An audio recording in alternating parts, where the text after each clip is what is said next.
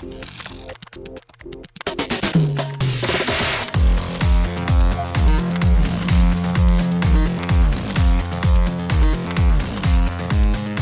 and welcome to Too Fast, Too Forever. There's all kinds of family, we chose this one. This is episode 155, Noel from 2004. I'm Joey Lewandowski. I'm Joe too, and this episode is brought to you by alivingtribute.org. Plant a grove of trees in honor of someone. Enter code ED2021 at checkout for 20% off your gift when you plant multiple trees. Shout out to A Living Tribute. Well, shout out to A Living Tribute and Merry Christmas. Today is our Christmas episode. It's Festivus. Noel. Well, today is actually, when it releases, this is Christmas. Okay. Today is Festivus. Today's It's a Festivus for the rest of us. On Friday, when this comes out, it is Christmas, and what better way to celebrate than with Noel, a movie that Cara told us about and refused to join us for. We'll talk about that after the break, Joe, but first, extracurricular activities. What have you been up to since we last spoke? Rachel's been playing more Not Tonight, and it's pretty fun. It has, multiple months. It seems like it's going to have, 3 months where, Papers, Please was, one kind of month, right? This seems like it has 3, but it's very similar, but also still fun, so we've been playing a little bit of that. On a semi-related note, I watched this video game documentary called Insert Coin. I heard about this. I have not seen it yet. Is it good? It's pretty good. We were big fans of the Netflix series High Score. That was a lot of fun to watch. This is specifically about Williams Pinball, which later became Midway Games. That's the company that made games like Mortal Kombat and NBA Jam. And it's all those guys reminiscing about their times at Williams Pinball and what they had become. They were the first company to use this thing that you remember, Terminator 2, when the game came out, the game that would have video, actual video pictures in it, and then they would just kind of move, right? So Yes. It talks all about stuff like that. Yeah, and Mortal Kombat, obviously. It was just fun. It's a fun watch if you're bored and you want something to watch. It was enjoyable. I like the video game history stuff, especially the older stuff. So yeah, there's a lot of documentaries that came out lately that I feel I'm interested in, but nobody talks about. There's one called, I think, the Orange Splat, which is about Nickelodeon shows from the 90s. And apparently I didn't hear about that. That sounds interesting to me too. Good, but it's less about the entire thing and more just here's 5 minutes on this show. Here's 5, it's just kind of, I don't know. I haven't seen that yet. I want to, but I feel it's now specifically hyper targeting our generation. Earlier this year, I watched Who Let the Dogs Out, which was a documentary about the song, because the Baha Men were just the most famous ones to cover it, but it had been recorded dozens of times before. I didn't know so this that. guy did this whole oral history of the song, which was kind of interesting, but it feels like the zeitgeist of the 90s is here. Nostalgia, man. We Video live for games nostalgia. and Nickelodeon and Baha Men and whatever, right? So anyways, this one was fun. It's a good background thing. I liked High Score better, generally, because High Score was a little bit more spread around, right? They talked about different eras of games and Sure. Sega and so all these things. Whereas this was more just Midway Games. But Midway Games made a lot of games that we played. anything else you've been up to? No, watching shitty reality TV, getting ready for Christmas, break kind of stuff. Just getting ready to hunker down for a couple days. That's about it. I edited our incredibly long tune-up relap It's recap, which long. people heard the other day, which was Yeah. 320 raw, got down to 235. Just it's great. It was crazy. Actually, so today Yes. on High School Slumber Party, I'm on Brian's Christmas episode as well. Ooh. For the movie Better Watch Out, which I don't know if I told you guys about, but it was one that I thought Brian and I had watched talked it. about a year or two ago. You saw it, right? Because I did it in film club. Yes, yeah, you picked it for our film club, and I watched it, and Rachel and I loved it. She actually just said this week that she wants to rewatch it for Christmas.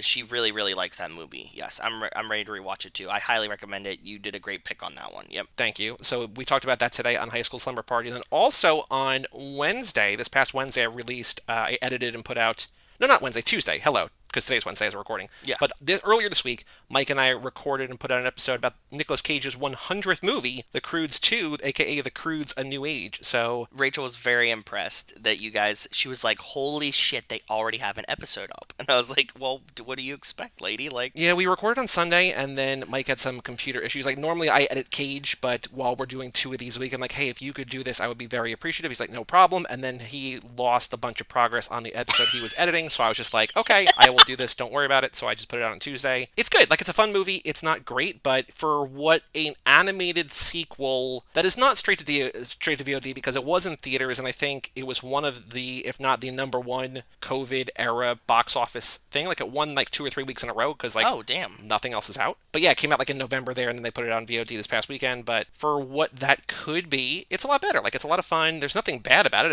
I enjoyed it. So it's a nice, fun, breezy 95 minutes. So yeah, I enjoyed that one. cool. I might have to watch that too. I sometimes, these animated movies, like when we were talking about Turbo, like we don't give them a shot because like I don't have like kid influences in the house, right? So yeah, like there are better ones. Like I wouldn't say Yeah. start here, but if you're down the path, I would say this is The Croods was Nicolas Cage's by far his best animated movie, and this is Okay. I don't know if it's as good because I don't remember it because I've only seen it once and that was forever ago, but it was good. Yeah, that's what I mean, they're always just like they're fun, right? Like they're fun and light. Like there's definitely like great. There's definitely intelligent ones for sure. But yeah, most of the time, like whenever I watch these animated movies, I'm like, oh, that was good, right? The important thing, I totally forgot that because I was just thinking about podcast related stuff, but I finally watched Tenet, and I loved it. You did? Was it good? Should I watch it? Yeah, it's great. I think it was a weird kind of thing because like so many movies, and I think this is what it's going to be like for the next year, and I have a kind of an update about that. Seeing a huge movie for the first time, like it feels like it shouldn't have been the first time that I saw this,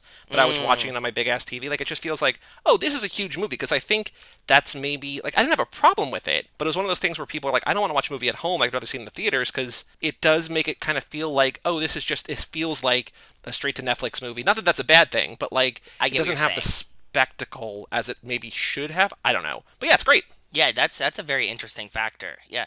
I mean, like there's some movies that you like to see in theaters as they come out just for the, like the IMAX experience, kind of Dolby whatever digital experience of it. And you're right, you're going to have a weird feeling when you see that for the first time at home and you're going to be like, "Oh, this feels a little strange." So, Because today, the same feeling might happen when we watch Wonder Woman 84, because that is out today on Friday as this comes out. It Oh, comes yeah. out at noon Eastern, if people are listening to this before that. So noon o'clock today is available. And then also Pixar's movie Soul is out today. So two pretty big movies that are free to watch, assuming you have Disney Plus and you have Hulu. So, or no, Hulu, HBO Max, right? So yes. I need to go fix my HBO Max. Mine's like messed up right now. now is the time to do it. I know. Also, I was going to save it till later, but I can just talk about it now. Apparently, Sony has seen, quote, a mini boom because, or boom? I don't remember which word they used. They both apply here. Every creative who was like, I want a theatrical experience, is like going to Sony because they're not going to Warner anymore. So it's this interesting kind of backlash that people are upset about Warner, even though it's probably foretelling the future. Yeah, maybe. So Sony's one to keep an eye on in the future, I guess. I don't know. So what? So Sony says that they're gonna let them put it in theaters and not send it straight to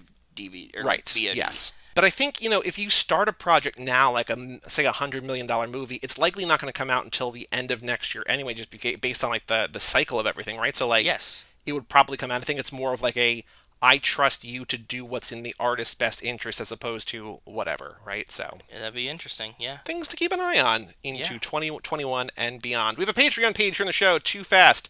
TwoForever.com. Shout out to Cassie Wilson, Jake Freer, Ben Milliman, Nick Burris, Alex Ellen, and Justin Kleinman, Brian Rodriguez of High School Slumber Party, Haley Gerbies, Wes Hampton, Christian Larson, Jerry Robinson, Dan the Duke, Hayden, Renato DiDonato, and Jessica Collins, aka Montez. Thank you all so much for supporting at the $5 level or above. Did you get some mail today, by the way? I did. So today, I'm opening mine now. In our We got actual, literal mailbag. an actual literal mailbag. We got Christmas cards from one Mr. Ben Milliman. Yes. Are you opening yours now? I already saw mine. I didn't want to spoil it for you. I just asked if he got mail. I'm looking That's right it. now. No money in the envelope. That's disappointing. No. Oh, that's really nice. That's a beautiful baby. I know. Ben sent us a lovely Christmas card, a picture of his new baby, and it was super awesome. Thank you. Rachel was oogling over how cute your baby is, and trust me, she would tell you if she didn't think it was cute. I was thinking, as I've gotten a bunch of Christmas cards this week because I have lots of friends, and I was like, it feels weird, like, I guess you just start sending Christmas cards again, like, when you have kids, kind of, maybe? Or I think that's it. I think it's more like a kid's update. I've told you my Christmas card story, right? maybe? Tell me again. We get Christmas cards for the family that lived in the house before we bought it. Oh, yes.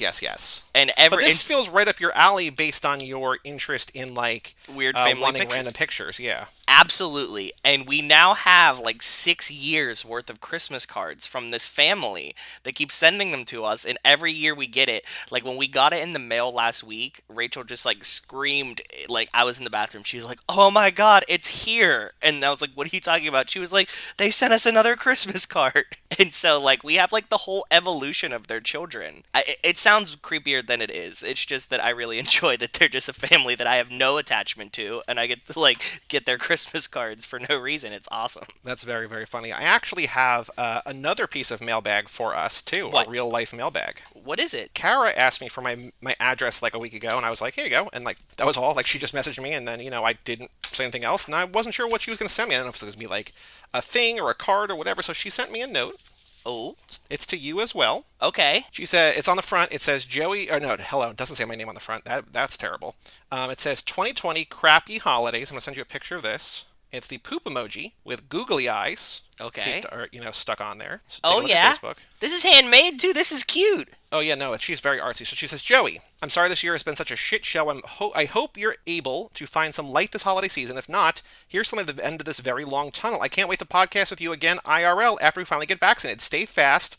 Stay furious. Cara. P.S. Thank you and Joe for Too Fast, Too Forever. It's been a real bright spot for me over the past year. Plus, awesome. Then she puts in parentheses, that's a plus sign. Also, happy birthday. Well, that last part's just for me, but yes. Thank you, Cara. I hope that was okay that I read it on air, but it all seemed very sweet. Wonderful and joyous and sweet. Yeah. Cara's great. She was cracking me up. She said she was like baking a bunch of cookies today, and I'm really jealous. And I cannot wait until Cara and us can podcast together, hopefully Fast 9, do a live episode with Cara, and I think that will be a blast because I miss her and I would like to see her, and thank you for the card, Cara. Thank you. If you want to send us a card, email us, family@cageclub.me. Yeah. I don't really necessarily, look, here's the thing, we've said this before, Ben lives in Alaska. If he's going to murder us, by giving out our address, if he gets here from Alaska, power to him. That's... And you know what? I get the rights to the script, by the way. Because that's a long con. You're going to be murdered too. He has your address too. I want the rights to the script of whoever's going to write that. I claim it here because that's a damn good long con. I'm out. I wouldn't even fight that one. If he was like, I'm Ben and I'm here to murder you, I'd be like, you got me. My name is Ben and I'm here to say it's fun to murder in an Alaskan way. We have an email address on the show, family@cageclub.me. Joe, we have one email today, and it's a big one. We have new rankings from Jason Dickinson. Oh, nice. He sent them to me in a message, but I was wondering if you were going to read if he sent them in an email too. Here's the crazy thing. So he has normally just ranked the 8 movies, but this time he ranks the 9 movies and the 2 short films, and I gotta say, there's some hot takes, there's some fiery hot takes. I know he's been reviewing them again on YouTube in the preparation for F9, The Road to the Fast Saga. Yes. At number 11, last place, Fast and Furious 6. Wow. That's a hot take. No one had ever had that below 7. He's got it at 9. Because, I don't count in the official rankings, the short films. But yeah, 9. Whew. Number 10, Hobbs and Shaw. Okay, low. Okay. He had not ranked them before, but here we go. Number 9, Fast and Furious, a.k.a. the 4th one. Okay. Number 8, Los Bandoleros. Nico's favorite of anything. I like Los Bandoleros, and Nico's, like we talked about on the episode, Nico's appreciation for it made me love it more. Number 7, The Fate of the Furious. Oh. Number 6, the original. Wow, I thought he had that pretty high, but no. Number 6 overall. I think 5 for movies. He's got The Fast and the Furious. Number 5, Furious 7. Okay. Number 4, the turbocharged Prelude. Oh, we got that way high. He loves it. That's true. Number 3, The Fast and Furious Tokyo Drift. Okay, yeah, Tokyo Drift is great. Go ahead. Number 2, Too Fast, Too Furious. We know he loved Too Fast. He talks about it a lot. He loves Too Fast. And then number 1, the most common number 1 overall, Fast 5. Yeah. How do you put Fast 5 at the top and Fast 6 at the bottom, though, buddy? Don't know. I don't know. Truly don't know. But if you want to send in your rankings, or if you want to send in a note, family@cageclub.me. Thank you, Jason, for sending those rankings. Check out his YouTube page at Movie Collector. And also thank you, Cara and Ben, for the lovely holiday cards. Oh, yes, thank you guys for that. And I just had a great idea for rankings at one point. So I have to write that in my notes. Save it. You got to fit into an existing lap somewhere. You know the lap's coming. No, you probably don't remember. You might remember. I think I know the lap. Yeah, I do know the lap that's coming up. I know what it is. I remember now. Okay. We also have a store if you want to go to toofast2forever.shop. Check that out online. t-shirts. I don't know if things are on sale right now, but you can wait for a sale. You can order one now. I am wearing currently my Denise t-shirt, so I am very excited about that. That's so Wanted cool. to commemorate the recording sesh with this. But Joe, on the streets, news about the Fast and Furious. Is there any news that you have seen about the Fast and the Furious? No, Wonder Woman 84. That's it. Lots Today. of Wonder Woman. That's Lots of Wonder all Woman. we've got. Yep. Final thing to do before we take a break and talk about the bonkers insanity that is Noel is to talk about the Fast and Furious deleted scene, the original edit of the Race Wars fight scene, parentheses, extended scene.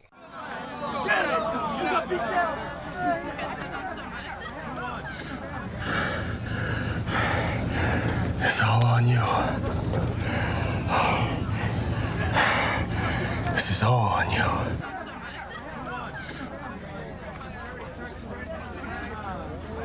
If anyone's a narc around here, you know who it is. All right.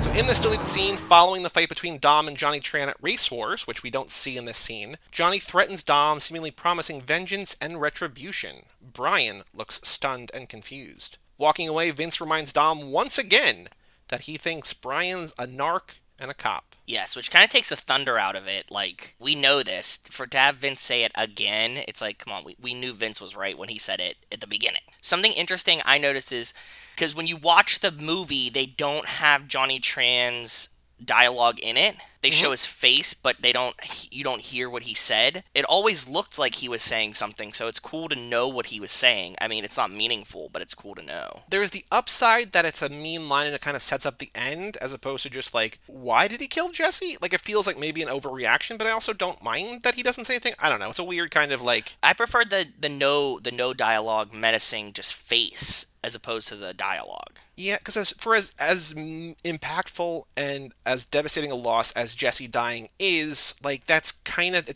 no pun intended, like, takes a backseat to the Brian Dom resolution at the end of the movie, right? Like, it all kind of triggers things, but, like, that's the big thing to take away, right? Yes. So it's like we talked about for the Furious 7 deleted scenes, it's like, yeah, Ramsey, joining the family officially, we care about it, but, like, it's not as impactful as Dom coming back to life or Brian or Paul dying in real life, right? Yes, exactly. So this is an alternate version of minute 76. Race Wars is minutes 70 to 76 of the actual movie. In the deleted scenes commentary, Rob Cohen says that this was left on the chopping room floor because instead of leaving at the peak emotion, which you're saying is sort of the smoldering Johnny Tran. Yeah. Rob Cohen says we went into this where the crowd dispersed, and so did the energy. So you felt that. I felt that too. Like, as the crowd disperses, you're like, okay, everything I'm supposed to care about is no longer here, right? Like, it actually sucks the energy out of the shot. I agree with that. The shocking thing about this deleted scene is at the very, very, very end, we finally get some music. This is the first time in any of these bonus deleted extended scenes we've gotten music. In the movie, the music that starts is Race Wars Night Rave, but it doesn't sound like that. It kind of sounds like Rockstar by Nerd, but I don't think that's it either. I don't know what this song is, but like it's a few notes and it's kind of like under sound effects and I can't tell. Yeah. But it's noteworthy that there's music at all, I think. Yeah, that's pretty cool. Yeah, so that means like this was even closer to production than a lot of the other ones were. Yeah. Anything else of note in this? This is another short one. This is only 34 seconds. There's a white super leaving, and I wanted to send you a picture because I found something interesting, but it's blurry. Again, sorry, but I'm sending you a picture of something I screenshotted, and I would like you to take a look at it because I don't know what it is. As in the shot that gets deleted of Dom walking away and Vince repeating, he's who's a narc or whatever, I saw this thing in the tent, and I don't know what it is. And it looks like it could either be like a giant red and yellow hookah or like a lamp or something else. And I don't know. So I bet we could probably figure this out because it's not this angle, but we do see under that tent in the movie. Yeah. So we could probably go back because again, as we've been saying, the same old story here on all these deleted scenes, extended scenes. Resolution is terrible. Awful. And so it's hard. It looks kind of like a tripod. Like I don't know. Like it looks like a tripod. Could be one of those like lights, like one of those like construction lights, you know what I mean? Well, let me see if I can pull it up. Fast and Furious minute video minute 70. But I don't think we ever get that shot, you know what I mean? No, but we see them sitting like that chair that it's next to. We see Dom sitting in. Okay. I don't know that we're going to be able to tell what it is, but we might be able to. This is kind of like a grab bag. Like, there's not that much race war stuff, but... It's not minutes. Okay, this is Letty's race. Jesse's race. I don't know where this would be. We can look back. Oh, by the way, reminder... Yeah. On Saturday, January 2nd, we are doing the watch-along for the first movie. So when we watch along, let's all look for that thing and see what it is. Good call. See if we even get a shot of it like that. Because it's a weird angle. Because it's like looking in from a direction that we don't see them when they're sitting there. Because we kind of look from the other angle. So I don't know if we'll be able to see it or not. But you're right. Yep. Anything else about this deleted scene, extended scene? No, I was very curious about what that thing is. That's pretty much it. Gotcha. Okay. Well, let's take a break and let us talk about the Paul Walker, Susan Sarandon, Alan Arkin, Penelope Cruz, Chaz Palminteri vehicle, Noel.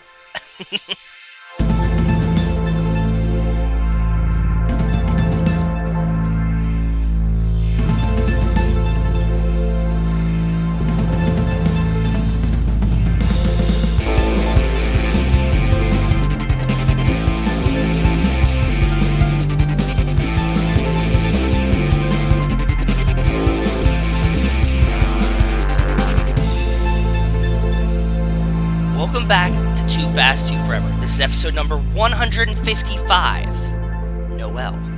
This episode is brought to you by alivingtribute.org. Plant a tree in memory. A tree planted in someone's memory is a living tribute that benefits present and future generations and is perhaps the most fitting memorial gift of all.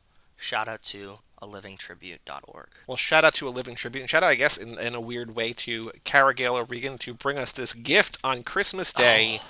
Talking about Noel from 2004. So I had forgotten, when Cara told us about this, I remember looking on Letterboxd, and the most popular review on Letterboxd, and this is a good way to ease people into the episode if they have not seen this yet. Okay. Maves, no rating, no stars at all, says, things this movie has that I can't believe it really has. Robin Williams? Robin Williams, number one. Knew it. Green light. I don't know that exactly. I don't know. Like a green light? Like they greenlit it? Maybe. Okay. A plot about reincarnation. Yeah? A plot about a man trying to relive his best Christmas, which consists of him breaking a bone and spending Christmas Eve at a hospital. On purpose. Paul Walker and Penelope Cruz playing a couple with zero chemistry. True. Yeah. Susan Sarandon's character fucking a ghost/god metaphor played by Robin Williams. Also true. And then she thanks her friend Daniel for picking this movie to start the Christmas marathon. It is both the worst and best movie experience of my life, and I can't wait to forget it exists. Yes, and that's the top letter. That's not Cara's, right? Yeah, that was just like the top letter. No, Cara's, and I will try to... It's what? Yes. We talk a lot about a podcast that you like that I don't listen to, though, that's called How Did This Get Made? And I thought, when I was watching this movie, I was like, this is probably the most appropriate movie for How Did This Get Made? That's the main question I had watching this movie, is just, how did this get made? I don't know. So this was directed by Chaz Palminteri, who is an actor that we know from a bunch of things. He, specifically for us, was in A Guide to Recognizing Your Saints. He played, I think, Shia's dad. Shia's dad, yeah. Also, Shia's been canceled, which is unfortunate for our history, but that's shitty on what he did.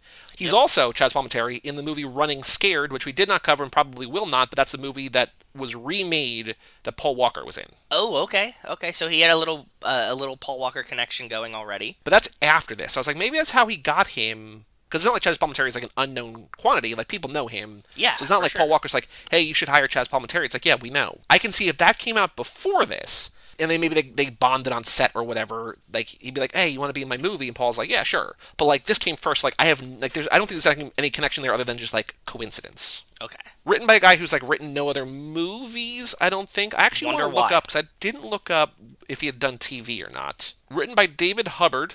He wrote a screenplay for a movie called Delivering Milo, and then this. And then he created a TV movie called Widow Detective. And then he wrote 5 episodes of a TV series called Reckoning, which came out in the last couple of years. But that's all. I don't know who this guy is. I don't know where David Hubbard came from. I literally don't know how it was made. But the weirdest behind-the-scenes thing I could find, because there is almost, as you can imagine, nothing. No writing about this online. Which is crazy for the cast. Like, we were just talking, like, you heard us, and when you just were talking about the review, this is an insane cast. Pretty big. Yeah. The weirdest thing behind the scenes, though, is that this music, the composer for this, is this guy Alan Menken. And this is the first time, I mean, he has gone on since to do other things, but the first time he wrote music for a movie that was not distributed nor produced by Walt Disney Studios. So if you do not know the name Alan Menken, He composed the scores for movies such as What? The Little Mermaid, Beauty and the Beast, No. Aladdin, Pocahontas, The Hunchback of Notre Dame, and Tangled. Oh, and also, by the way, Noel, a movie where Susan Sarandon fucks a ghost. Do you think he like just gave up after this? He was like, look, maybe I'll do like a real movie. And they're like, well, we got this Jazz Bob and Terry movie. Robin Williams is going to be in it with Susan Sarandon and Paul Walker. And he's I don't know. He's like, I'll give it a shot. And then it came out and he was just like, fuck. I don't know. I did not enjoy this movie. Like, I enjoyed the wackiness of it, but like, it is a long 96 minutes. I was expecting, when we did Zack Attack, we did New Year's Eve. A kind of similar movie, I think. There's fewer stories here, but it's a similar kind of vignette story. Vignette story, you're going back and forth. It's really like 5 small stories happening at the same time, and they kind of are passing each other in the way, right? In New Year's Eve, it was a little bit more disjointed to its benefit. This was running them so concurrently, they weren't handing off a baton. And I felt like in New Year's Eve, you would get, like, you know, Zeph in it at one part, or maybe he was the through line because he was the messenger, right? But, like, a lot of times you would, like, see a character and you would just get, like, their part of the story, and then you would just, like, leave them behind, right? And this one is, like, no, they're all kind of, they're trying to do, like a Crash, you know, meta, everything is acting between each other type situation, and it is just a lot of moving parts. And it somehow drags. I think the issue is that they're trying, like what you kind of were saying, is they're trying to connect things in a way, but they don't actually spend the time to connect them. Like, the Susan Sarandon stuff only overlaps at all with the Paul Walker stuff, because she, like... And I'm a little fuzzy on this, because I watched half an hour last night, I'm like, I can't watch more, and then I went to bed. She, like, crashes a party of Penelope Cruz's? I have no idea. Okay, so I didn't miss something. It's just, like, it's not explained. I looked down to take a note on my phone. I looked up, Susan Sarandon's in a house. She walks into a house that Penelope Cruz is sitting in crying, and they have a conversation. And I thought, because earlier in the movie, Susan Sarandon says, I'm making Christmas Eve dinner for 35 people, when she meets her friend, which apparently she was just lying about. She says this, so I'm like, oh, okay, cool. We just, like, cut to the Christmas Eve dinner, and somehow Penelope Cruz, like, knows her somehow, right? She's part of the publishing company, blah, blah, blah, who knows. Susan Sarandon apparently just walked into this house full of people. She's the only white lady in, like, a Latin Christmas. Yes, but they accept her as she walked in. Like, Penelope Cruz tells her she thinks she's pregnant. People are handing her kids. Well, you heard the big line in here that directs directly to you, right? What did they say? Somebody from Pittsburgh? Yeah, you're Pedro's friend from Pittsburgh, and like Pedro's not a character we know. Yes. So but they were just expecting a white lady from Pittsburgh to show up, yes. And they this white lady shows up. They're like, yeah, come on in. You're probably the white lady from Pittsburgh. Yeah. So then eventually she's like, I'm gonna go to the bathroom. They're like, cool. They have like this brain explosion moment where she walks in. They're like, oh no, you're not Lena or whatever, Linda. That's not you. And she's like, oh sorry. And just, like, walks out. Like, she didn't, like, duck out the back. She's like, she was gonna, like, fully commit to this dinner until they were like, you're just a random white lady. You're not even the random white lady we were looking for. Like, I think this movie could have worked better if they never leave the hospital.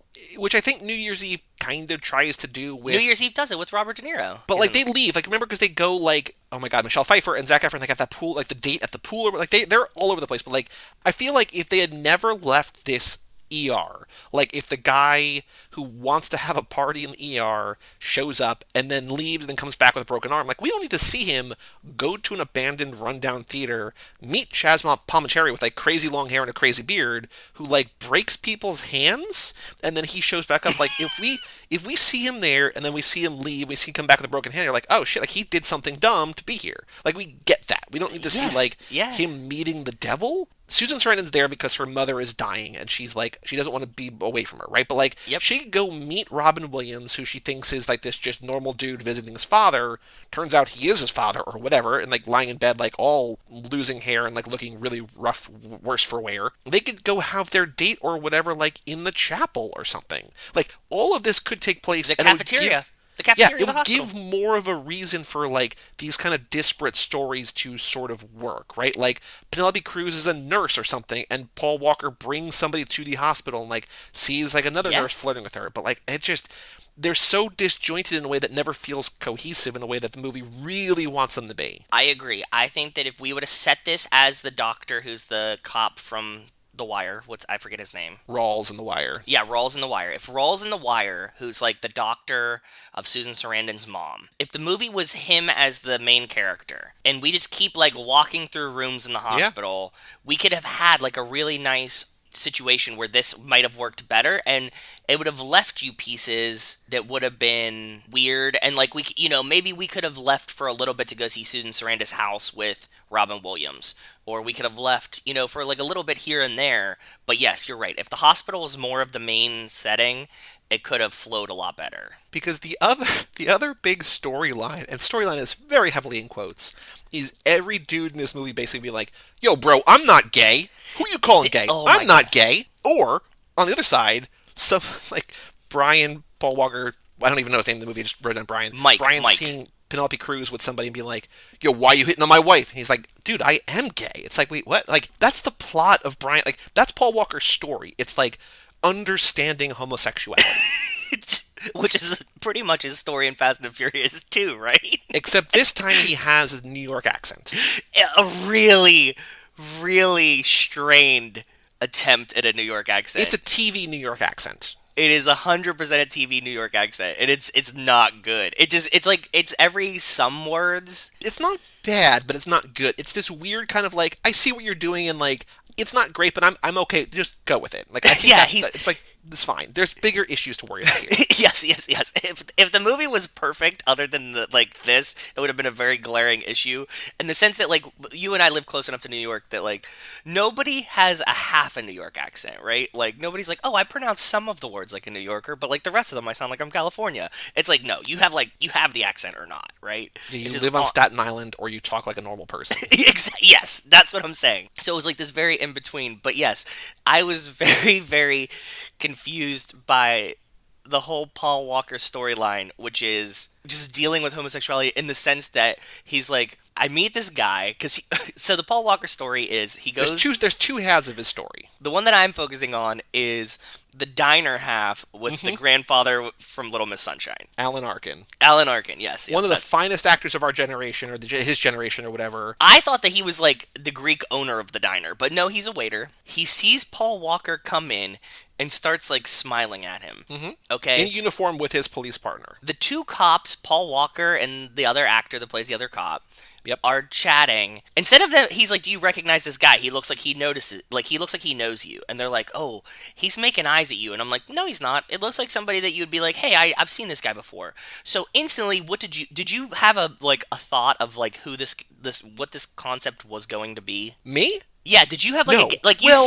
you see them like him making eyes at him, Paul Walker there, something popped into my head. Did you think anything of this? Like what were you like, "Oh, they're gonna this is gonna be this." Do you had any thoughts? I don't know if I thought it at this point, but like literally, so my first note for the movie is just shitting on the credits, like the opening, like the actual font in the opening credits. I'm like, this is a bad movie already. Like, just I don't want to prejudge a movie, but I was like, this is a weird thing. Then my second note is Robin Williams! Exclamation point.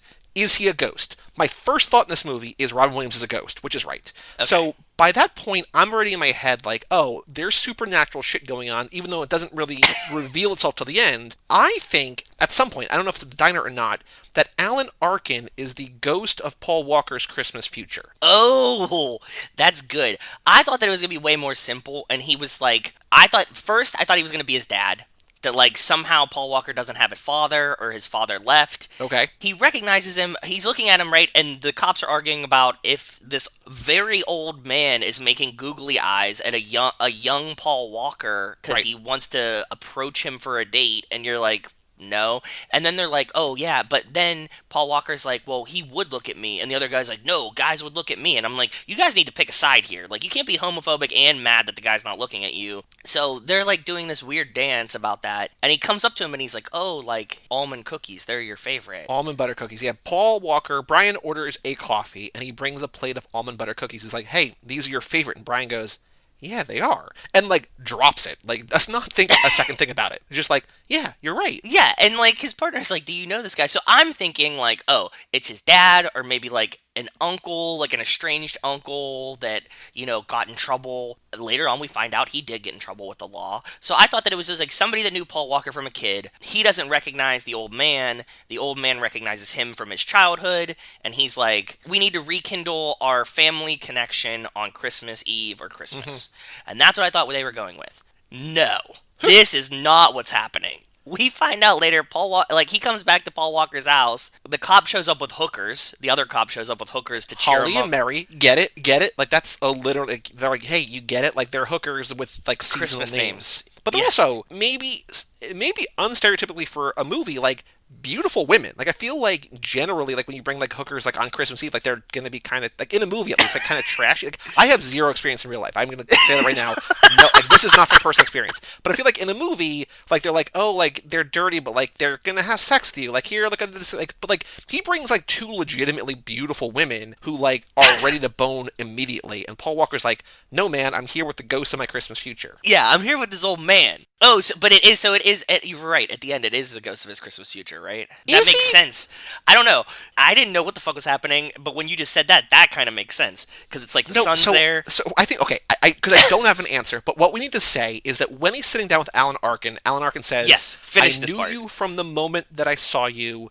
You are the reincarnation of my dead wife. And I'm like, not, like, just in my notes, I'm like, wait, what the fuck? Like, this is not where I thought this was going at all. So, talk about a plot twist. That was a plot twist I wasn't ready for. I was, like, mentally prepared for a lot of shit in this movie. That leads to a conversation between the two of them where, like, they're both like, hey, I love women. Alan Arkin's like, yeah, I love women too. I love the woman I was married to for 50 years. She's just now you. What? Like, where is this going? So then eventually, Alan Arkin has, like, a heart attack? Like, what? How does he get to the hospital? Yes, he's out front. The cop with the hookers in the car is sitting there watching him. Yes. Penelope Cruz comes home. They have, like, this heart to heart. She's like, just because guys look at me doesn't mean everybody wants to sleep with me. And he's like, what guys? And she's like, this is what I'm talking about, dude. So he, like, rages about his insecurity after he just spent 10 minutes yelling at Alan Arkin that I like women. I really like women. One comes back and then he's more insecure somehow. He follows her downstairs, and when he follows her downstairs, Alan Arkin was still outside. Alan Arkin, like, the cop's like, hey, man. And he's like, leave, Alan Arkin, get out of here. And he's like, is he bothering you, man? And then he's like, no, dude, I was just trying to see my dead wife again. I was hoping she'd come down. Paul Walker's my dead wife. And then he's like, oh, I have a heart attack. And then he has a heart attack. That's okay, because then he winds up at the hospital, and Paul Walker goes to the hospital because he's like, I'm a friend, I gotta see him. And the woman's like, are you family? Which, very Fast and Furious. And he's like, no, I'm just a friend. And this very clearly, stereotypically in 2004, gay nurse is like, honey, I got it. And, like, he brings Paul Walker away, and, like, he's like, no, like, we're not friends. The guy's like, yeah, I know. Like, that's why I'm helping you. He's like, no, we're really, like, like, God, okay. So then he brings Paul Walker up to the room, and he's sitting there, and his son, Alan Arkin's son, comes up, and he's like, did he do the almond butter cookie? You're the wife of my, you're the reincarnation of my wife. But how does that work is what I don't get. I don't know. I don't know. Is almond butter cookies just, like, everyone's favorite cookie? Never explained. That's the big missing thread in this movie. Because, like, I will accept a world where Alan Arkin is this man who might have been married to, like, might have been, like, a closeted homosexual for, like, 50 years. Yeah. His wife dies. We find out she dies in a car crash.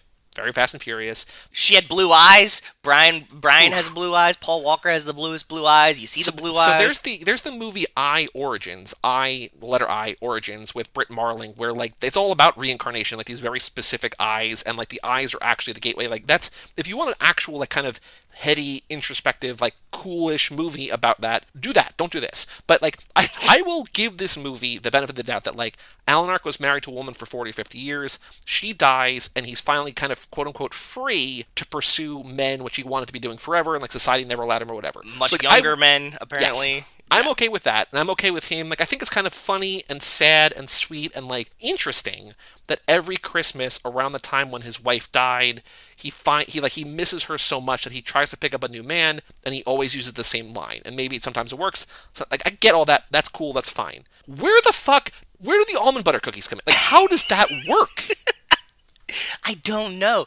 I thought it was more like he's trying to like run a scam for like company or money. And that he uses this on everyone, and I don't think that it was specifically like young men. I think that his son was just like, oh, he uses this like once at Christmas. He finds somebody that looks lonely or like lost on Christmas Eve, and no matter who they are, he's like, you're the reincarnated soul of my dead wife. And like it could be a woman, anybody. Whoever he's sexually attracted to. Like, so, okay, so then maybe there's a world in which he's just, like, the waiter at the diner we go to for coffee, and, like, he's seen Alan Arkin a dozen times, and 4 of those times he's ordered cookies. And so Alan Arkin's kind of, like, long-term sort of stalking his prey, which I know is a terrible metaphor here, because I don't want to, like, associate, like, gay men with, like, I don't want to do that. It's not like, predatory. Yes. He's picking up on clues, because he's attracted to Paul Walker, Okay. but, like, he turns on... Do you think he actually is attracted to Paul Walker? How can you not be? I mean, yes, that's true, but I'm saying that I think he's running a different type of scam. I don't see any part of this scam that is sexual. I think that he's just looking for company and or money from Paul Walker, and he's trying to run a scam on him that is not like I'm trying to hook up with him. Maybe. Yeah, I wasn't getting this like he's trying to hook up with Paul Walker thing. I think it was just like he was like, oh, it kind of like the choke situation, right? Like, you know, you choke in a restaurant and then the guy's like attached to you, right? Like if you say this, you can like make a friend by being like, oh, you remind me of my wife used to do the same thing. And like now all of a sudden you have this like weird attachment to somebody that you didn't, and all he's looking for is company because his family doesn't like him, and you now have somebody that you're like, this is my soulmate, right? I guess. I don't know. Or there's another alternative where like he's just a crazy old man who just like doing crazy things and saying crazy things, but also it doesn't explain the almond butter cookies. None of this explains how he knew Paul Walker's favorite cookie. And almond butter's not like, this is a rare cookie. I don't know that I've ever had an almond. Like Neither have I. But like I don't know that I've had an almond butter cookie. So it's not like, oh yeah, these are my favorite. But like, yeah, okay, I mean, I love cookies. Okay, if he went like chocolate chip. But it has to be like, I think the point is like it's something very specific. But like again, there's no reason why he would know. There's no reason. It doesn't make any sense. And how does a diner have almond butter cookies like on deck? Maybe he made them at home and brought them in and just put them on a diner plate. But like, where are you ordering? I've never seen almond butter cookies at a bakery. Maybe they're everywhere. We're just not ordering them. I don't think so, dude. M&M, chocolate chip, sugar, frosted, blah, blah, blah, cinnamon. I mean, like gingerbread. If it was gingerbread, right? Cool. I would have even been sold on gingerbread. But almond butter? Like, is this like a New York thing that like that I missed out on or something? I've never seen them there. How common are almond butter cookies? Let me know, Google. No, these are just all recipes. That didn't help at all.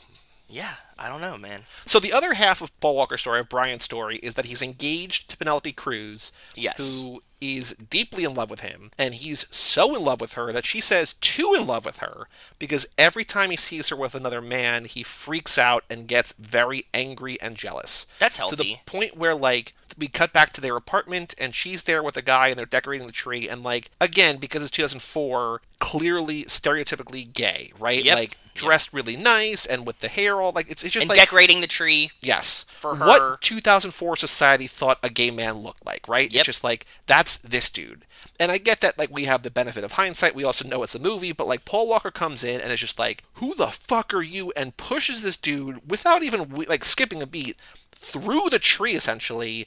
Tree falls to the ground, and he's like, dude, I'm gay. Also, just in the like grand scheme of things, if your wife is cheating on you, would she be cheating on you with a man on Christmas Eve by decorating the tree with him? Like, wouldn't you come in and be like, oh, is this your cousin or something? Like, who is this guy? You know what I mean? Like, like it's not like they were like naked in the bathroom together. You know what like, this is like the most innocent, like, you come home, there's a guy decorating your tree, and your wife is fine, like, in the kitchen. And also, the other quote-unquote evidence that he had was that he drops... So, like, when the first time we see him, he pulls up next to her, she's walking on the sidewalk, he's like, ma'am, let me give you a lift, and, like, I'm like, they're very clearly together. Like, this is kind of, like, real, like, role-play shit, right? And it is. This movie is not hard to figure out unless there's almond butter cookies involved. He picks her up, and, like, they're talking or whatever, they go back to their place, they have sex, they dance a little bit, they do a little bit of a cha-cha-cha, so shout out to the first movie a little bit. Yeah. He drops her off, right? And then she walks inside this building. She's meeting a friend for lunch. Just on the entrance of this building, by glass doors, she, like, very friendly embraces this guy, like, with a big hug. And does, like, a kind of side cheek kiss. Yes. And like, Paul Walker gets so angry. And then when he sees this guy at their apartment, like, it's just like, fuck you, like, we're done, right? Whatever. If you're having an affair and you know that your fiance, who is a jealous man, drops you off for lunch, are you going to be that overt about it to give this guy a hug and a kiss in the doorway in front of Paul Walker? This is everything that I'm saying. They turned him up to 11 on, like, the jealous boyfriend scale. Mm-hmm. It's, like, oozing out of him at all points. Like, they were just like, be more jealous about this. And you're like, okay. And then, like you said earlier, she thinks she might be pregnant, and she tells Susan Sarandon, a stranger, about this. That just wandered into her house. Which actually kind of might make sense. Like, if you, like, have some, like, really heavy shit, you might be like, hey, like, I know you don't know me. Like, I just need to tell somebody, right? And she's, like, panicked and whatever. And she's like, I can't really have kids. Like, the doctor said, like, it's unlikely, but I might be pregnant. And she takes the test, and I think it's negative, but then eventually she, like, gets a positive test at the end, and, like, that's what gets them back together. She, like, comes back, she's like, we're having a baby, let's get married. And, like, oh. Yeah, and they're getting married in a week, too. So they're getting married essentially on, like, New Year's Day. Yep. The Paul Walker story is so weird. He is a cop, though, which is very Paul Walker of him. Yep. Whenever he pulled up in, like, the full cop car in a cop suit and was like, I'm a cop. And I was like, oh, he says something at one point when he's, like, talking to Penelope Cruz, like, near the end, and he's like, look, like, I'm just jealous because, like, I know that, like, you are a paralegal and there's, like, lawyers and rich men out there, and, like, I'm insecure about, like, my position, and why would you ever like me? Because I'm just a cop. And I was like, Vince knew it the whole time. Like, that's all I could think is just Vince in the background, like, Dom, I told you he's a cop. Like, just so weird. So weird. Is there anything else about Paul Walker's story, about Brian's story, about whatever, Mike, his story, like, because I want to talk about Susan Sarandon's story, but, like, is there anything else about the Paul Walker side of this movie that you want to talk about? I don't think anything else really happens in the Paul Walker. I think no. He's like, he hangs out at the hospital with Alan Arkin even after he finds out that he might have been scamming him, and then Paul Walker plays he plays into the role of being his dead ex-wife at some point for whatever reason. Yeah, I don't understand it. He, like, looks at him and he's like, I forgive you for what you did, because, like, Alan Arkin apparently, like, killed his wife's lover by pushing her down the steps, or apparent lover, and then she leaves him and he goes to jail, whatever. But, like, Paul Walker looks at him and is like, I forgive you, and, like, pretends to be this man's dead wife that he claims that he saw in him, that the kid knows about, that he's running this scam. But he also likes almond butter cookies, which is weird, because how would you know that? It's wild. That whole storyline was wild. The other side of this is that Susan Sarandon has essentially given up her life to, like, spend the last sort of remaining days with her mom, who, spoiler, by the end of the movie, moves her hand, wakes up from this coma. I'm like, of course she does, because why wouldn't you? Yep. So she is Susan Sarandon. She's, like, this beautiful sort of middle-aged woman, and people are like, you need to fuck someone, because you have spent all of your time... Literally all your time with your mom, and you need to go have sex with a dude. By the way, Daniel Sunyata, this beautiful, handsome, guy I've seen for a bunch of different stuff. I think he was in Rescue Me, he was in Graceland, he's a bunch of different things. Yep. This guy, who is basically the chiseled perfection of beauty, wants to fuck you. You should go do that. And he's younger too. This is like a very... The age play in this movie is wild. So she's probably like, what, like maybe 55, and he's probably like 30-ish, right? But, like, they're both adults. Like, they're both, like... I'm not saying there's anything wrong with it, but right, I'm saying, no. Like, she even acknowledges that he's, like... They're visibly... There's an age gap, right? Like, yes. Not even like, oh, like, she's a little bit older. He's like, she could be his mom. Yes, that's what I'm saying. It's like cougar status of where the age range is. But, like, it's reverse. Like, whatever, like, she's not preying on him. She's just like, fine, this is fine. Yeah. So they go out and they have kind of an awkward dinner, and, like, at the end of the dinner, she's like, what do you want? Do you want to go see a movie? He's like, nah, I don't want to see a movie. She's like, you want to go walk? He's like, yeah, it's getting cold. She's like, don't you live around here? So they go back to her place, and he almost immediately gets pretty rapey, and just like, we should have sex right now. And she's like, I don't really want to. This is moving too fast. And he's like, how about I just kiss you? And he has to, like, push up against a wall, too. It's like, it's a very threatening position. And this dude is also probably, like, 6'4", and, like, 250, and, like, he's, like, The Rock light, right? Like, he's, like, diet, he's not crazy The Rock ripped, but he's, like, he's on the verge of that. Like, he's got the same kind of frame and build and whatever. Oh, yeah. And she's Susan Sarandon. She's like, okay, I'll I can kiss you, but, like, when I say stop, you stop. And he's like, yeah, I will. She's like, you mean it? He's like, yeah. So he kisses her, and, like, after, like, 2 or 3 seconds, she's like, stop. And he, like, goes into a fury and then, like, storms out. And she's like, it's not you, it's me. He's like, yeah, it is you. And then we just never see him again.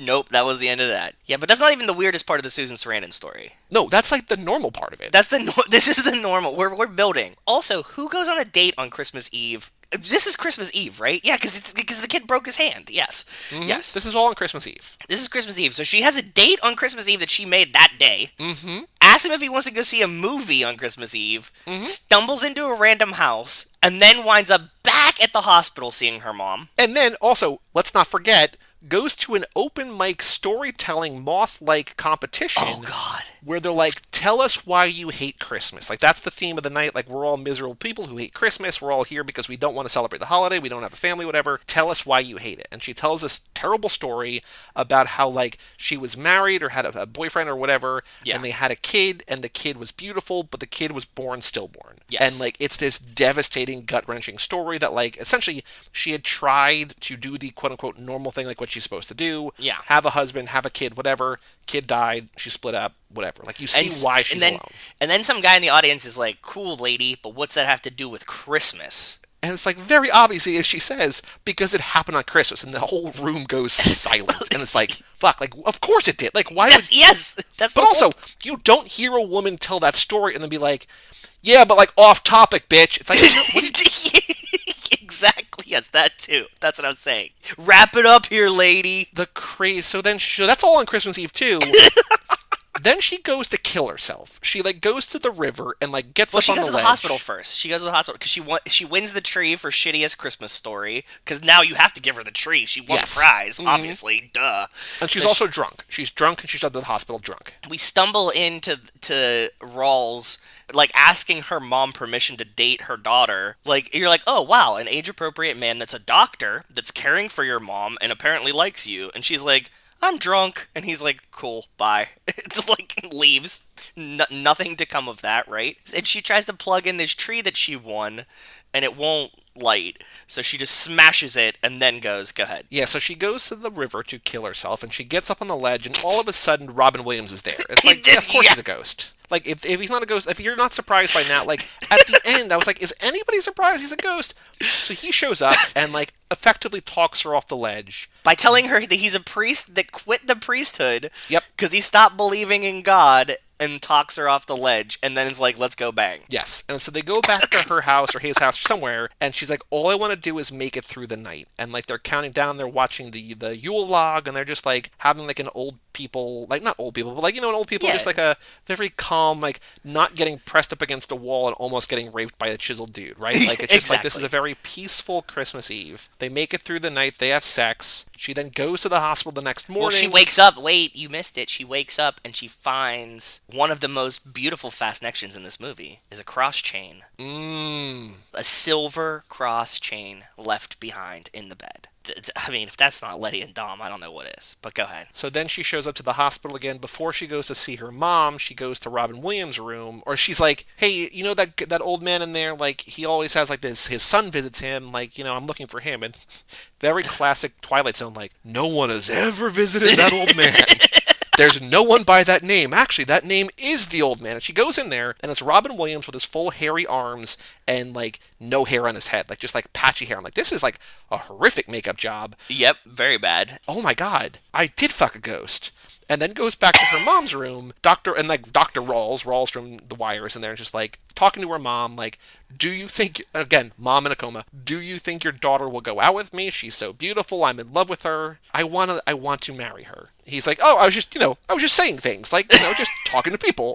It's what is it, bedside manner. That's all. And then she's like, what's your name? And he's like, Matthew or whatever. She's like, cool, let's hang out or whatever. Like, they're gonna have a date. And then the mom wakes up and grabs her wrist. It's like, oh. And ostensibly, this doctor is now working on Christmas as well. He worked all Christmas Eve and Christmas. Yeah, he's doing like a double, like, through the entire movie. Right? Yeah. It's the same doctor, and he's there all the time. And that's how the movie ends, right? Yeah. Yep. That's it. Yeah, that's just the end of the movie. Robin Williams was a ghost, and... So what's the moral? Like, what are we supposed to learn? I don't know, dude. I don't get this movie. I'll take it back to the beginning. When I was watching this movie, the only thing I could think is, how did this get made? But there's many people on this set, people that have been in other movies... And multiple people on the set read the script. This isn't like The Room, where Tommy Wiseau was hiding the script. Like, These are real actors. I'm sure that they read the script, got sent the script, and they were like, yep, on board. I mean, Chaz Palminteri seems likable, so maybe you just say yes to him. And maybe this was like me. This is what I was. This is the other thing I was thinking. I was like, if you're like a semi-successful guy and kind of likable, I think you could pretty much accomplish anything you put your mind to. This is like bad from the jump, right? Like the script is bad, the plot is bad. Well, the good thing I will say, I will cut in here. I'm glad for his sake he did not write and direct this. Like, if this was like, I always had this idea for a Christmas movie, I don't know where the script came from, but like, I'm just kind of glad like this wasn't like, I have an idea for a movie, this is my baby, we're going to make it work. It just kind of feels Passion like... project, yeah. It kind of feels like, oh, there's this other guy with a script, like, let's make this movie. Like, this is the opportunity I have to direct, I want to do this. Like, maybe, they're best friends, I don't know, but like, it's not like written and directed and produced and starring Chaz Palminteri. Exactly. Like, he's a minor role in the movie, and then he directed the movie, and that's it. So, like, I give him... I'm not you don't feel sad bad for him. Yeah, exactly. But yeah, I'm just like, how did this get made? You're right. What is the moral of this story? I guess it's like just to be wary on Christmas that there might be ghosts. That's what I took away from it. Ghosts are real. Christmas has magic spirits that could be helping your life. Because what else did you learn? Nothing. You don't learn anything. I think a movie like this and the box art is like, it kind of feels like a Christmas movie for the whole family, kind of. And then it's like, it's not. No, it's about rape and death and comas and like jealousy. It's like, this is like it's probably rated PG or PG-13, but like kind of dealing with like R-rated themes. It's a weird, I don't know. Yeah, it's very weird. It did go to theaters though. It made $2 million in theaters. That's not much. But it's more than I would think it would be, to be honest. Really? Yeah. Not with this cast. And if they released it, like, on Black Friday or something, you would have got $2 million worth of people going to see this, right? It's like... No, because, like, you have to keep in mind that this is not a movie that's going to be in 4,000 screens. Like, it's not like it's an Avengers-level thing. It's like, this just got a small run, and there's probably like 1 or 2 showtimes a day. Oh, no, it never came out in America. It didn't? It made $2 million in Italy, and then, like, a couple $100,000 elsewhere around the world. Like, I don't think this movie was ever made to be released in theaters in America. Oh. You don't? You don't make a movie and be like, we're not going to put this in theaters. Like, you have a release idea in mind before it goes out. I don't know why it was released in Italy. Maybe because of the Chaz Palminteri thing? I don't know. I don't know either. Maybe it was Italian produced? I don't know. But like, it's not like they make a movie, they're like, woof, we're not gonna release this. Like, you put it out in theaters, and like, that's when it makes $4,000. Like, you still have like contracts with stuff. This was, I believe, probably just like meant to always be a straight to video in America that got released theatrically in like 6 other countries. That might make sense. That's fair. Because it came out. It was like straight to VOD, like, or straight to DVD. Because these guys are all kind of past their primes, right? Like, there was like a lot of like A-list names, and like we're gushing over the cast, but here's the other thing. That like when you see, and this is almost always the case, and I don't want to generalize like this, but I found it's almost always true.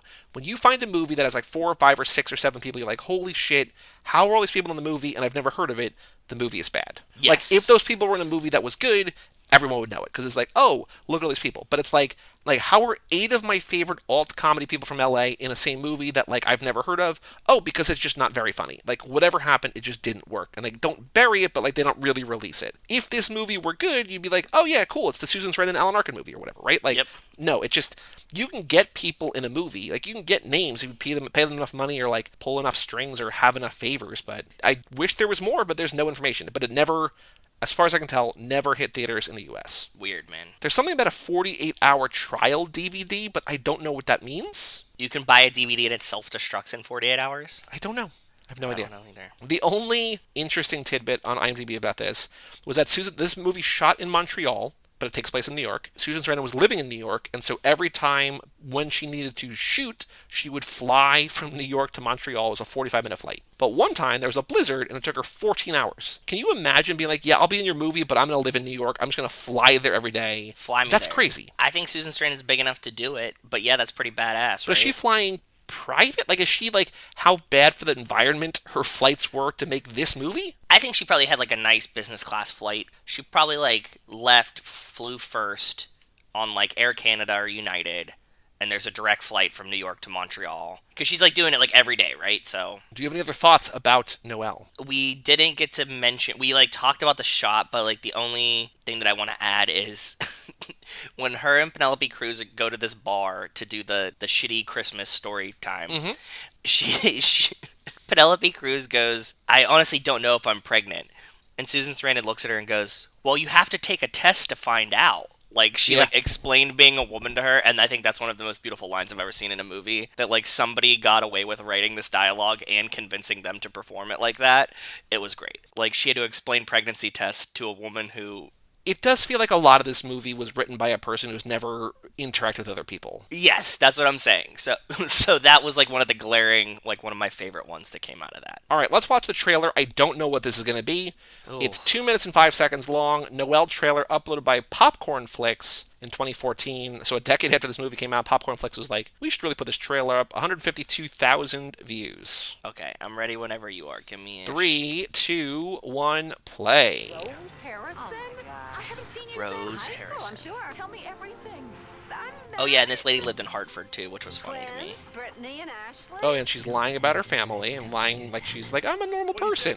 But like, you know, you could just be like, oh, my mom's sick and I'm taking care of her. Be like, oh, I owe you an explanation. Who are you? It's just very hard for me to get the words. are they gonna say it in the trailer who he says he is? Because that would be. right now? This was a very Mia type situation when they both just like wake up in the bed. They kind of quadruple spaced it. Feeling okay this morning, I hope. Yeah. Just keep me away from the kitchen knives and open She's windows also kind for of the got next like few days. a Latin Jordana Brewster vibe a little bit. I thought the same thing the whole movie. Yeah. 4 strangers will enter each other's lives. Oh, here we go. Rose. He's got a thing for you. And chase See? them There we go. Forever. Who is that guy, Nina? And she says he's a tree decorator. It's like, well, okay. When was the last time you spoke to your mother? Yeah. I'm sure she'd love to hear from you. So this guy was in the hospital at one point in the past, and there was a Christmas party on Christmas Eve. And it's like, I'm just chasing that high again, I guess? Yeah, it was the best day of his life. He said it. It's time that you stop taking care of everybody else and start thinking about yourself. Like my grandma always used to say. I'm so sorry. You need to get Sorry fucked. for what? For crashing your Christmas dinner, for trespassing, for... I don't... Uh-oh. I don't fit in. Me neither. If you Also, how is she find going out to Christmas you dinner really without love, Paul you Walker? Just don't throw it away without help, Probably right? working. I also do feel like she's... No, he's with Alan Arkin hanging out. Well, she walked down on him. Yeah, but like... Like... Also, by the way, Alan Arkin says that his wife had a glass-blown angel, that Paul Walker also has a glass-blown angel. Like, is that supposed to be the same angel, or just like a, hey, we both like glass-blown angels? No, because she buys a glass-blown angel for her mom at the beginning of the movie, too. They all like glass-blown angels. I have no idea. That's the through line. That's part of the moral of the story. If you want to watch this movie, it's on Tubi and Crackle and Vudu and Hate. everywhere, right? Like, everywhere for free with ads. As much as I pushed that you guys should definitely watch The Long Kiss Goodnight last time, I strongly suggest we sum up the entire story in this episode. If that didn't sound like a wacky fun time experiment for you, I think we probably made it more fun than it was. So Like, the thing is, there's like half an hour of like fun insanity and an hour of just like, where is this going? Yep, yeah. The Letterbox game, Mad Max I'm excited to play Fury this. Road. I was unloading the dishwasher this morning, and I was sitting there thinking, like, does anybody have this movie in their top 4? So We're gonna find out. Yeah, we're gonna find out. Okay. Mad Max Fury Road, one of the most popular films on Letterboxd, has been seen by 686,000 people. Okay. Noel, 2004, directed by Chaz Palminteri, starring Susan Sarandon, Paul Walker, Penelope Cruz, and Alan Arkin, has been seen by how many people? See, this is hard because you told me that there was no theater release, but also it's streaming on every possible platform, and people go nuts for Christmas movies. And this cast is pretty deep. I'm still gonna shoot low. I'm gonna go 4,500 people. You're too high. 2,500 people. You're still too high, but you're closer. Which is an obvious thing to say but still, you're not too far off, but you're still too high. Okay, 1,750. 2248. 2248. It's not that many. So out of those 2,200 people, average rating of 2.53. Most common rating, believe it or not, a 3, then a 2, then a 2.5. Because people are like, yeah, all right, sure. It was whatever. a movie. Yeah, I saw it. How many people have it in their top 4? 2. Yep. Yes! I got it. I was debating between 2 and 0. 2? Okay, cool. So there's 2 people. Neither reviewed it. Both gave it 5 stars. Okay. I don't remember what this other... Hold on. I found the one I want to use, but I want to see what this other person... So, Victoria, which we're not going to do... Oh, only has Noel and Booksmart. I don't know why she only has 2. Okay, yeah. Booksmart's a good choice, though. That's cool. Wellen Alvis... Don't know if that's 2 names or 1 name, just that's 1 word. At Wellen Alvis on Letterboxd has her top 4, her number 1 movie of all time is Noel. Okay. And then her other 3 are like 3 of the, like, they're not necessarily, like, one of them is maybe a Letterboxd all-star, but like 3 of like widely regarded, like, some of the most popular movies of all time. I'm going to say Avengers Endgame. No, because that's for sure an all-star. And these are all from the 90s or before. Pulp Fiction. No, but the other one from the 90s that's on its level. Popularity and what might be a Letterboxd all-star. Okay. Keep going. Give me some of the other ones, and I'll get to it eventually. Well, there's one from 1980, there's one from 1991, and one from 1999. 2 of them are kind of, like, one is horror, one is probably horror, and the other one, like, kind of, I wouldn't say, they're all thrillers, I will say that. That might be a better description. Inception? No, that's way too later. recent. Yeah. That's way too recent. All by, well... Memento? No, that's still just too us. recent. One, like, the one on the... It's hard to, like, give clues about these that aren't, like, just slam dunk giveaways. I know. With some of the really popular movies, We've it's hard. for sure, talked about 2 of these a lot on this podcast. We've never covered any of these movies, but there was one that was relating to your and Rachel's obsession one time. The Game? And then nope. Although that's close to another one. Fatal the other Attraction? one is a nope. Is it a Michael Douglas movie? Nope. He's not in any of the movies I would say are the biggest of all time. That's fair. Yeah, that's true. I discounted These that are all clue. huge movies. Rachel and I had an obsession with a movie. Yep. One of these has been seen by 700,000 people. One of these has been seen by 800,000 people. One has been seen by 600,000 people. Like, these are all, like, huge, very, very, very, very popular movies. Is it like Star Wars? No. None of them are Star Wars. Okay. Nope. They're all great. I believe it. It's like The Matrix. Nope. Same year. One's the same year, though. I know 90 was a good year for movies, right? Well, 99. 99, I mean, yeah. Fight Club. Yes. Okay. Okay. Thank you. I finally got one. I was like digging in my brain. Okay. Was that the one that's like close to Pulp Fiction? Yes. Okay. Makes sense. There we go. The one from 1980 is the one that you and Rachel were obsessed with for a while. We were obsessed with it. Mm-hmm. Movie from 1980 that we You talked about it on like 4 different episodes. The Shining. Yeah. Cool. There we go. Cool. I saw somebody tweet the other day that said that like the actress in The Shining gives a bad performance. It was like people say that she gives a bad performance in that movie, and I'm like, what? So there are, I want to say, 3 movies ever that have won the Oscar for Best Picture, Director, Actor, Actress, and Screenplay. Damn. Okay? 3 movies have won the Big 5. It Happened One Night in 1934, One Flew Over the Cuckoo's Nest in 1975, and this movie in 1991. 91. Best Picture, Best Director, Best Actor, Best Actress, Best Screenplay. In 91. Mm-hmm. I don't know what it is. It's genuinely one of the biggest movies of all time. I'm sure it is. Definitely sure it is. It's part of a franchise, though I would say people would not consider it to be really part of a franchise. Like, you might not think of it as part of a franchise. Jurassic It's part Park. of a franchise. No, that's very clearly part of a franchise. Yeah, okay. It's part of a franchise, but maybe you wouldn't. It's actually really kind of the second time this character has been played on screen. The first time was 4 years earlier. Not The Matrix, you said, right? No. That's also very clearly part of a franchise. Yeah, true. Something that is a franchise, but This was isn't. also adapted into a TV series and is now adapted into another TV series that just came out. 2 TV series about it, too. And possibly a thriller, right? It's definitely a thriller. Okay, 2 TV... Thriller, horror, drama, crime.